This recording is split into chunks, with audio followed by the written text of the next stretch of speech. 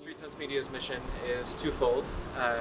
We aim to empower individuals economically. You can start selling the paper the same day that you go through orientation. We want to create change in the community with our content. We want to inform policymakers. We want to inform, break down stereotypes and inform people that don't have much of a concept about homelessness besides what they see in passing. And we want to meet the information needs of people that are experiencing homelessness and make sure that they are able to navigate this situation as best as possible.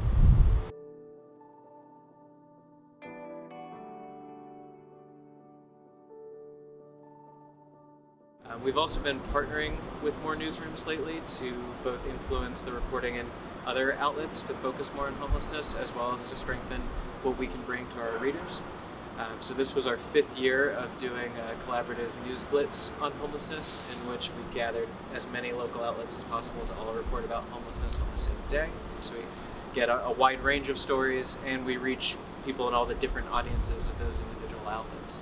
We've always published writing from our vendors, but with the exception of Original Black, that's been few and far between folks that have the time and interest to focus on news independently. So we're working to try and change that and make what is essentially the internship opportunity more supportive and more open and financially possible for more vendor reporters. We just this year were able to switch from paying all of our vendor contributors from newspapers that they could then sell for a profit and would have otherwise had to buy from us, to paying in cash. So we're now paying all of our vendor contributors as freelancers, but we're also applying for grants and looking to fundraise specifically to be able to hire freelance journalists at a fair freelance reporting rate. We piloted a model where we hired a professional journalist and a amateur journalist, one of our vendors, to work together to produce a story, and we're looking to replicate that. We want to do more of that,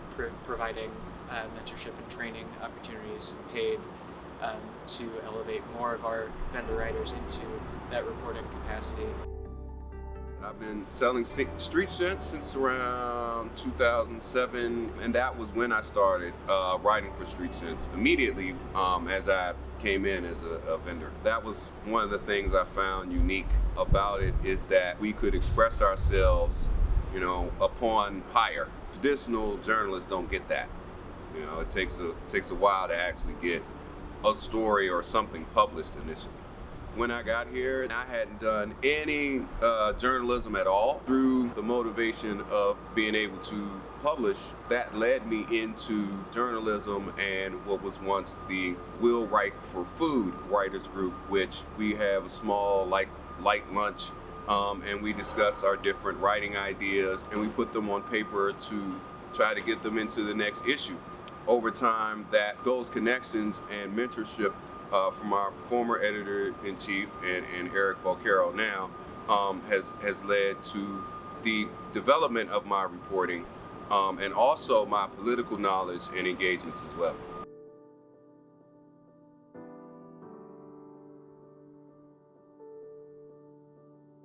When I got here to the newspaper, I had been homeless for a period of time and still didn't have information on where shelters or any of that was. But upon my first presentation for shelter that same day, I also learned that there would be a shelter closing. So I felt it was important to get involved and at least tell the story.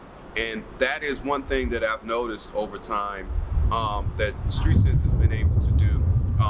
Is involve people who are in the situation in telling the story of it, whether that's their own personal story or observing a story from the outside. And it's important because the people that are experiencing housing instability, they have direct experience and can, give more detailed accounting of what is happening to them, what they're observing. Being able to take the occupation of a reporter is just one way that people with lived experience can gain skills and be marketable in the workforce while also trying to improve and address their housing situation.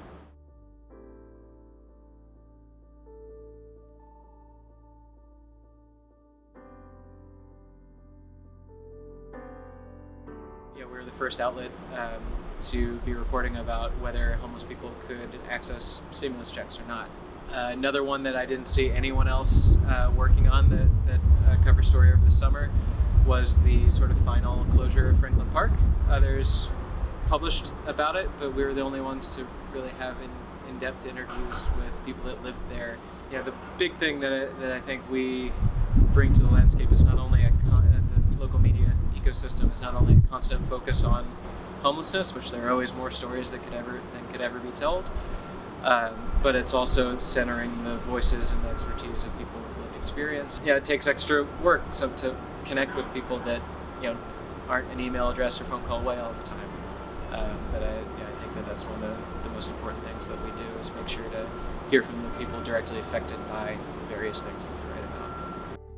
This city has to be a leader in how all the other cities and states operate and how it protects its residents, how it provides services and resources to the citizens that live here. And so I want to be able to tell that story, and I want people from all walks of life to actually be able to, digest that. Hopefully it motivates them to increase their engagement and their involvement in the issue. We spend so much time producing quality journalism, quality opinion pieces, quality art, that is the main message I can give anyone is, buy the paper, support your vendor, and read the paper.